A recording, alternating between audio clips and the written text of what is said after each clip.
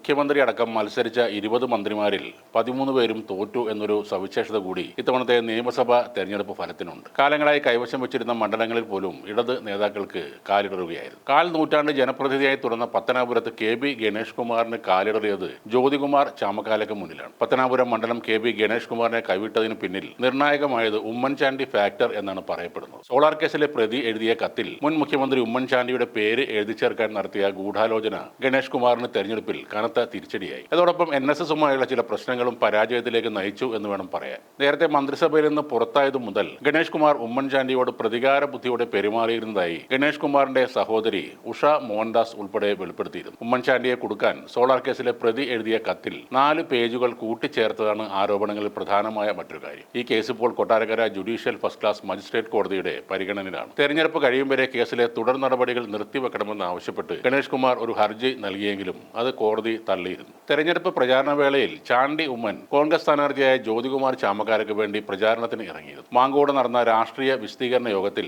Solar കേസിൽ ഉമ്മൻചാണ്ടിയെ കുടുക്കിയ ശേഷം ഗണേഷ് കുമാർ ഇടതുപക്ഷത്തേക്ക് ചേക്കേറുകയായിരുന്നെന്ന് ചാണ്ടി ഉമ്മൻ വെളിപ്പെടുത്തുകയായിരുന്നു. ഉമ്മൻചാണ്ടിയോട് ഗണേഷ് കുമാർ ചെയ്ത അനീതികൾ മകൻ ചാണ്ടി ഉമ്മൻ ഓരോന്നായി വിളിച്ച് പറഞ്ഞത് ജനങ്ങൾ അപ്പാടെ ഏറ്റെടുക്കുകയായിരുന്നു. ഈ മനുഷ്യൻ നീതിമാനായിരുന്നു എന്ന അടിക്കുറിപ്പോടെ ഉമ്മൻചാണ്ടിയുടെ ഫ്ലെക്സ് ബോർഡുകൾ മണ്ഡലത്തിലാകെ കോൺഗ്രസ് ഉയർത്തുകയും ചെയ്തിരുന്നു. തെരഞ്ഞെടുപ്പ് അടുത്ത കാലത്താണ് പട്മ കഫയുമായി ബന്ധപ്പെട്ട് NSS പത്തനാപുരം താലൂക്ക് യൂണിയൻ ഭാരവാഹികളും ഗണേഷ് കുമാറും തമ്മിലുള്ള അകൽച്ച ആരംഭിക്കുന്നത്. ഗണേഷിന്റെ വിജയത്തിൽ നിർണായക ഘടകമായിരുന്ന NSS പിന്തുണ ഇത്തവണ കാര്യമായി ലഭിച്ചിട്ടുമില്ല. തെരഞ്ഞെടുപ്പ് പ്രചാരണ വേളയിൽ തന്നെയായിരുന്നു ഗണേഷും ഭാര്യ ബിന്ദുമേനോനുമായി ബന്ധപ്പെട്ട വിവാദങ്ങൾ ഉണ്ടാകുന്നത്. അതും വോട്ടർമാർക്കിടയിൽ വലിയ ചർച്ചയായിരുന്നു. എന്നാൽ മണ്ഡലത്തിൽ വർഷങ്ങളായി നടത്തിയ വികസനവും KSRTCയിൽ താൻ കൊണ്ടുവന്ന മാറ്റങ്ങളുമെല്ലാം മുൻനിർത്തി ഈ വിവാദങ്ങളെല്ലാം മറികടക്കാനായിരുന്നു ഗണേഷ് കുമാറിന്റെ ശ്രമം. ഇപ്പോൾ ഗണേഷ് കുമാറിന്റെ പരാജയം ബാധിക്കുന്നത് കേരള കോൺഗ്രസ് B എന്ന രാഷ്ട്രീയ പാർട്ടിയുടെ ഭാവിയെ കൂടിയാണ്. നിയമസഭയിൽ പാർട്ടിക്ക് പ്രാതിനിധ്യം ഇല്ലാതായി. തദ്ദേശ സ്ഥാപനങ്ങളിൽ മാത്രം പ്രാതിനിധ്യമുള്ള ഒരു പാർട്ടിയായി അവർ മാറുകയും ചെയ്യും. പാർട്ടിയുടെ പിറവിക്ക് ശേഷം ആദ്യമായി MLA മാർ ഇല്ലാതായ അവസ്ഥയാണ് ഇപ്പോൾ ഉള്ളത്. മുമ്പ് പാർട്ടി ചെയർമാൻ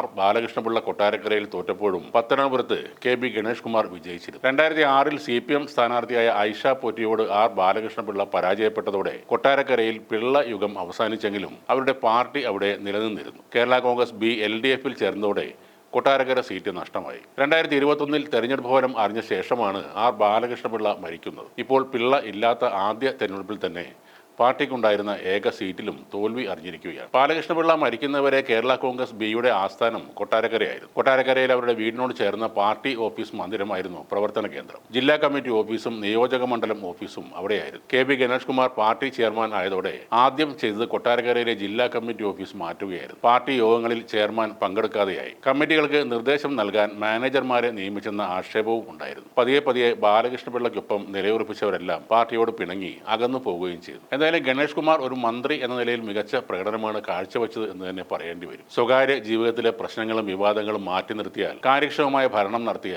ഒട്ടേറെ പരിഷ്കാരങ്ങൾ കൊണ്ടുവന്ന KSRTCയെ കരകയറ്റിയ ഒരു മന്ത്രിയാണ് പത്തനാപുരത്ത് പരാജയപ്പെട്ടത്. എന്നാൽ ഗണേഷിന്റെ പരാജയം ഡ്രൈവിംഗ് സ്കൂളുകാർ പടക്കം പൊട്ടിച്ച് ആഘോഷിക്കുകയാണ്. ഗണേഷ് കുമാർ കൊണ്ടുവന്ന പുതിയ നിയമങ്ങൾ അവരെ നന്നായി ബാധിച്ചിട്ടുണ്ട്. പഴയ പോലെ പണം മേടിച്ച് ലൈസൻസ് കൊടുക്കുന്ന പരിപാടി ഇല്ലാതാക്കിയതിന്റെ പ്രതിഷേധമാണ് ഇപ്പോൾ നടന്നുകൊണ്ടിരിക്കുന്നത്.